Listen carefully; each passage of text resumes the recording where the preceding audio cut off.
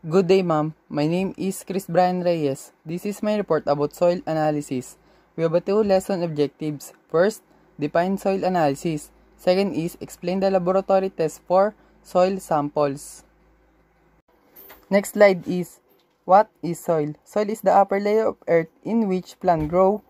A black or dark brown material typically consisting of mixture of organic remains, clay, and rock particles. Then, next is how it helps in crime scene investigation. So, paano nga ba nakakatulong ang soil sa crime scene investigation? So, for example, may footprint tayo nakita sa crime scene. Then, may suspect tayo. Yung sapatos niya or yung soil sa sapatos niya is pwede natin compare kung magkamukha nga ba yung soil na yun dun sa crime scene. So, maglilid na ito kung sa suspect kung siya nga ba ang gumawa ng krimen. Next slide is unique properties of soil. So first is sediment. Sediment is the original particles that were weathered or transported. So dito po is natatransport po yung soil na nakakukuha.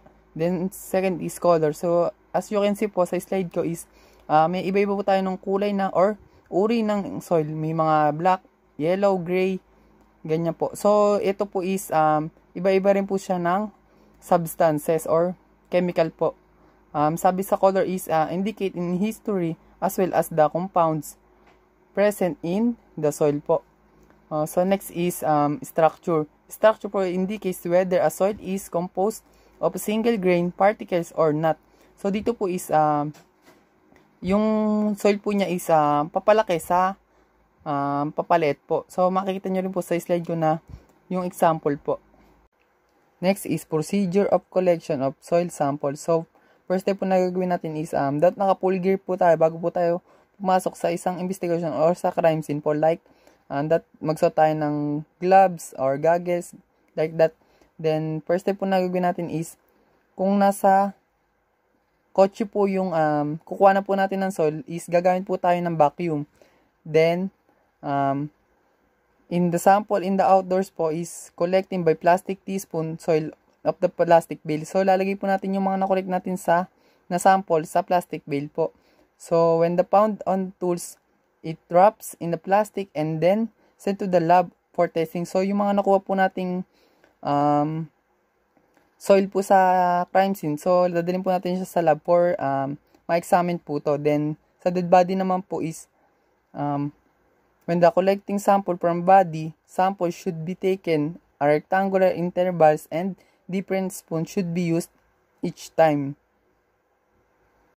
Last slide is different laboratory tests for soil samples. So first is want to use microscopic analysis to perform testing on the mineral content. Next is another test that can be done to help try to identify the origin of soil is density test. The density test is called as gradient tube. This consists of adding liquid to 2 glass of tube. So next is heat test. Can be also used a test that soil reaction and electronic microscopes can be used to examine the structure of minerals in the soil. So last is soil samples. Can be also analyzed through quantitative observation of physical properties. Two samples can be compared on basis color, texture, particles, and mineral composition. This is the end of my report. Thank you, ma'am, and God bless.